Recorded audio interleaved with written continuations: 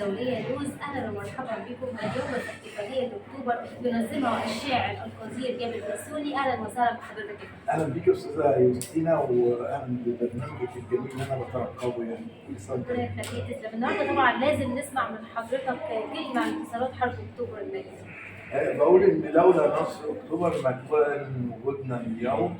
نصر اكتوبر اعاد لنا احساسنا بالانتماء، شعورنا بالوجود، وكتب بطاقه جديده لكل منا ان انا مصري ومنتصر، واقدر اقاوم واقدر افاوض. وانطلاقه جديده، يعني اتولد يوم 6 اكتوبر 73، اصبح عنده اليوم بلغ ال 50 عام. يعني مستقبله وراه مش قدامه، لكن لولا نصر اكتوبر ما شعر كل منا بانتصاره على غده وترقبه لهذا الغد وبناء صرح من الامال والاحلام. انا شخصيا لولا نصر اكتوبر ما كان تصبح السعاده دائمه وكامله بالنسبه لمستقبلي واسرتي واولادي. نصر اكتوبر وضع مصر في موضعها الطبيعي، اعاد مصر الى نقطه الانتصار والانتماء والقوه والعزه والكرامه فعلا.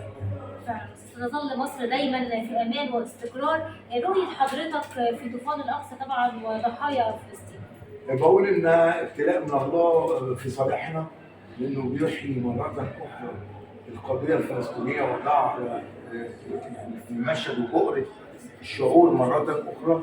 بنستشعر من خلال هذه الازمه وهذا الابتلاء اننا الان بكل صراحه نعانق اهدافنا من جديد، ونعانق شهدائنا من جديد، ونشعر بان يمكن يكفي ان الشارع المصري والشارع متوحد مع الشارع في فلسطين. النهارده اعلام فلسطين بتعلو. النهارده طوفان الاقصى اعاد الينا كلمه القدس عربيه، اعاد الينا شعورنا باننا اصحاب قضيه فعلا.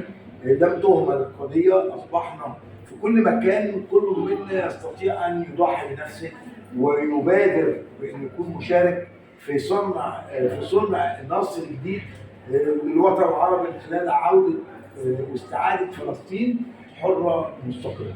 اكيد القدس عربيه ورحم الله شهداء الوطن. ودايما بنحب نختم لقائنا مع الشاعر القدير جابر بسيوني بمقوله او بيت شعري حلو كده. يعني انا بقول بصراحه شديده ان اذا كان هناك من الابيات اللي ممكن تذكر في هذا المقام، يعني عدو ارضي واحد، عدو عمري واحد، ولا جدال ولن يكون بيننا اي وصال.